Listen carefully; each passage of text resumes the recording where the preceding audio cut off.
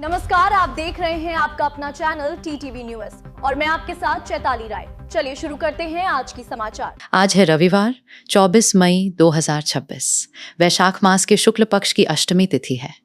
आज का दिन धार्मिक और आध्यात्मिक दृष्टि से बेहद शुभ माना जा रहा है।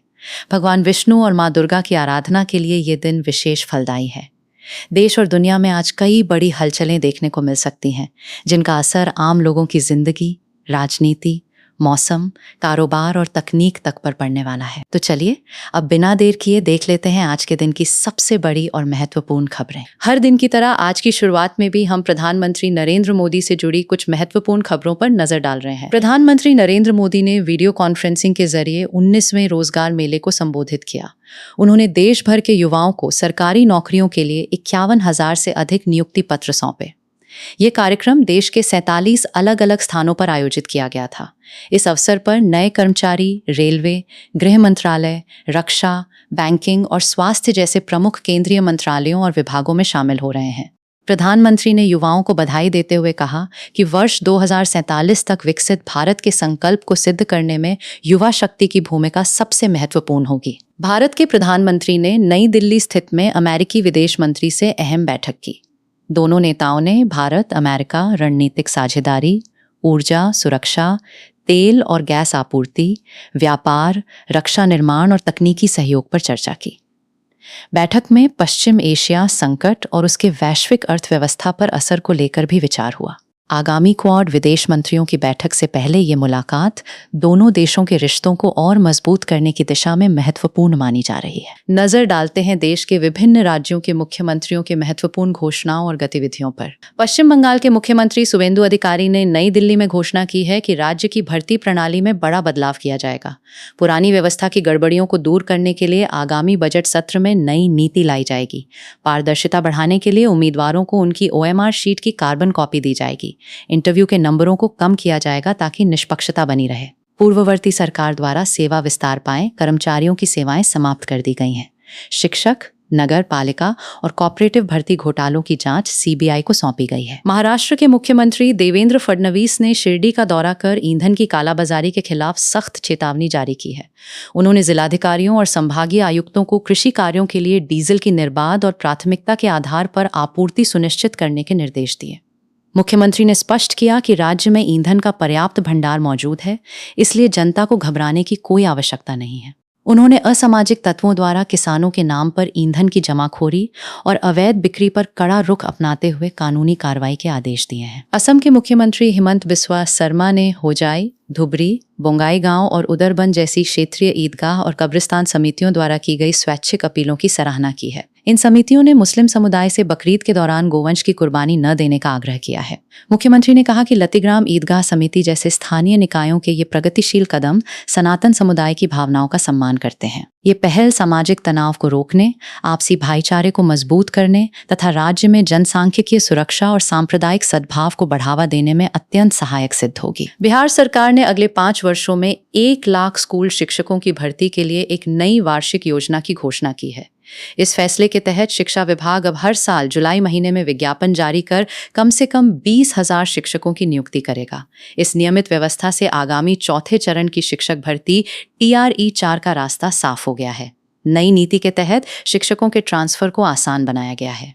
इसमें महिला शिक्षकों को उनके गृह पंचायत के पास और पुरुष शिक्षकों को पड़ोसी ब्लॉक में पोस्टिंग देने को प्राथमिकता दी जाएगी। इसके अतिरिक्त छात्रों की स्कूल यूनिफॉर्म अब ग्रामीण आजीविका परियोजना जीविका के माध्यम से तैयार और वितरित की जाएगी। अब नजर डालते हैं देश की अर्थव्यवस्था, व्यापार क्षेत्र और कर नीति से जुड़े महत्वपूर्ण अपडेट्स पर। भारत पेट्रोलियम कॉर्पोरेशन लिमिटेड यानी BPCL का FY 26 की चौथी तिमाही में टैक्स के बाद शुद्ध मुनाफा लगभग स्थिर रहा, लेकिन देश की 3 बड़ी तेल कंपनियों का संयुक्त मुनाफा 2025-26 में 130% बढ़ गया। कंपनियों का कुल नेट प्रॉफिट 33,601.57 करोड़ से बढ़कर 77,280.65 करोड़ पहुंच गया।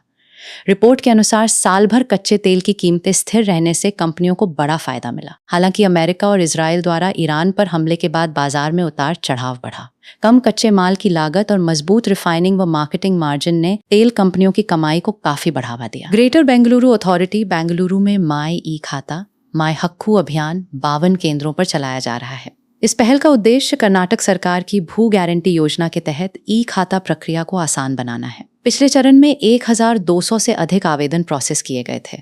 इन केंद्रों पर लोग नया ई खाता बनवाने, बी खाता को ए खाता में बदलने, म्यूटेशन सेवाएं लेने, ई खाता में गलती सुधारने और शिकायतों का समाधान कराने जैसी सुविधाओं का लाभ ले सकते हैं। आवेदकों की सहायता के लिए हेल्प डेस्क और प्रशिक्षित कर्मचारी भी तैनात किए गए हैं ताकि प्रक्रिया तेज और आसान बनाई जा सके। कर्नाटक सरकार की भू गारंटी योजना के तहत बेंगलुरु के संपत्ति मालिकों को अपने बी खाता प्रॉपर्टी को ए खाता में बदलने का मौका दिया जा रहा है। ये प्रक्रिया पूरी तरह डिजिटल और पहले से ज़्यादा आसान बनाई गई है। योजना के तहत पात्र संपत्ति मालिक 100 दिनों की विशेष अवधि में आवेदन कर सकते हैं और कन्वर्जन शुल्क में 60% तक की छूट का लाभ ले सकते हैं। सरकार ने कन्वर्जन फीस को संपत्ति के गाइडेंस वैल्यू के 5% से घटाकर केवल 2% कर दिया है। इस फैसले से हजारों प्रॉपर्टी मालिकों को बड़ी राहत मिलने की उम्मीद जताई जा रही है। चलिए देखते हैं दुनिया की युद्ध और संघर्ष से जुड़ी खबरें। अमेरिका और ईरान के बीच जारी तनाव के बीच अब शांति वार्ता तेज हो गई है। दोनों देशों के बीच अप्रत्यक्ष बातचीत जारी है, जिसमें पाकिस्तान अहम मध्यस्थ की भूमिका निभा रहा है।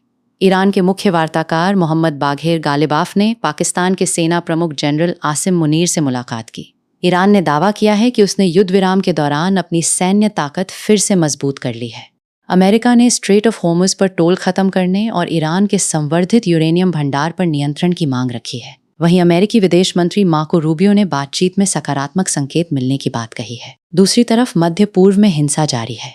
इजराइल ने दक्षिणी लेबनान के टायर शहर पर हवाई हमले किए, जबकि गाजा में हमास के एक बड़े कमांडर के मारे जाने की पुष्टि हुई है। उधर यमन के पास समुद्री सुरक्षा को लेकर अलर्ट जारी किया गया है। ईरान ने दावा किया कि IRGC सुरक्षा में 26 जहाज स्ट्रेट ऑफ होर्मुज से सुरक्षित निकले। नजर डालते हैं आर्टिफिशियल इंटेलिजेंस और टेक्नोलॉजी की दुनिया में आए नए अपडेट्स पर। आर्टिफिशियल इंटेलिजेंस अब सिर्फ टेक्नोलॉजी तक सीमित नहीं रहा, बल्कि हेल्थ, खेती और इंटरनेट सर्च सिस्टम में भी तेजी से बदलाव ला रहा है। दुनिया भर के कई प्लास्टिक सर्जनों ने चिंता जताई है कि AI जनरेटेड परफेक्ट फेस तस्वीरों का असर अब कॉस्मेटिक सर्जरी इंडस्ट्री पर दिखने लगा है। बड़ी संख्या में लोग ऐसे चेहरे की डिमांड कर रहे हैं जो असल जिंदगी में पूरी तरह संभव नहीं है। विशेषज्ञों के मुताबिक AI इमेज फिल्टर और डिजिटल फेस डिजाइन लोगों की वास्तविक सुंदरता की सोच को बदल रहे हैं।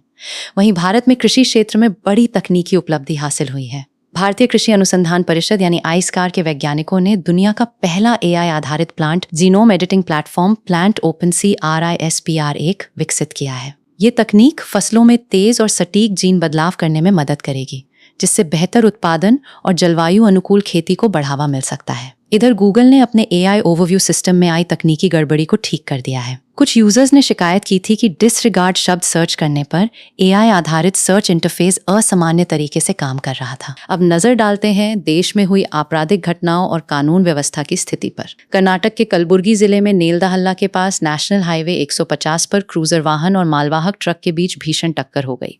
हादसे में 5 लोगों की मौके पर ही मौत हो गई। टक्कर इतनी जोरदार थी कि वाहन बुरी तरह क्षतिग्रस्त हो गया। पुलिस ने शवों को कब्जे में लेकर जांच शुरू कर दी है। राजस्थान के अलवर जिले में दिल्ली मुंबई एक्सप्रेसवे पर यात्रियों से भरी एक स्लीपर बस अनियंत्रित होकर पलट गई। हादसे में सभी 40 यात्री घायल हुए, जबकि 7 लोगों की हालत गंभीर बताई जा रही है। पुलिस और स्थानीय लोगों ने घायलों को अस्पताल पहुंचाया। दिल्ली के आदर्श नगर इलाके में GT Karnal road industrial area स्थित एक फैक्ट्री में औद्योगिक कंप्रेसर फटने से बड़ा हादसा हो गया। विस्फोट में 2 फैक्ट्री कर्मचारी घायल हुए। पुलिस मामले की जांच कर रही है। उत्तर प्रदेश के लखनऊ और कुशीनगर में एक रोंगटे खड़े कर देने वाली घटना सामने आई है। चलती ट्रेन के डिब्बे से एक किशोरी का शत विक्षत शव मिलने के बाद राष्ट्रीय महिला आयोग ने मामले का स्वतः संज्ञान लिया है। पुलिस इस वीभत्स हत्याकांड की जांच ऑनर किलिंग के एंगल से कर रही है।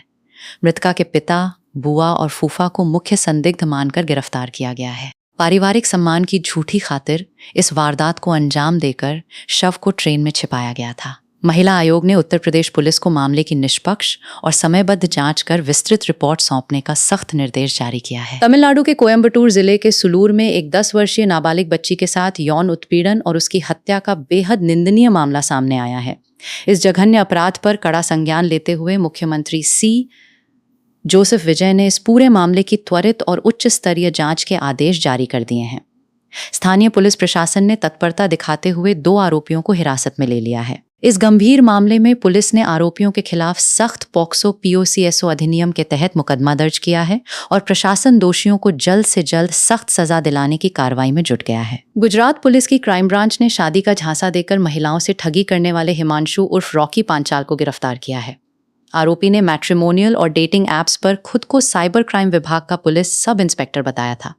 उसने खुद को असली पुलिस अधिकारी दिखाने के लिए AI टूल्स की मदद से पुलिस यूनिफॉर्म वाली तस्वीरें और फर्जी पहचान पत्र तैयार किए। आरोपी मुख्य रूप से तलाकशुदा महिलाओं को निशाना बनाता था। शादी का प्रस्ताव देकर और विभागीय परेशानी या बीमारी का बहाना बनाकर उसने कई महिलाओं से लाखों रुपए ऐंठे। आरोपी के खिलाफ धोखाधड़ी का मामला दर्ज किया गया है। कर्नाटक की राजधानी बेंगलुरु में एक डिलीवरी बॉय की कमर्शियल स्कूटी चोरी होने का सनसनीखेज मामला सामने आया है।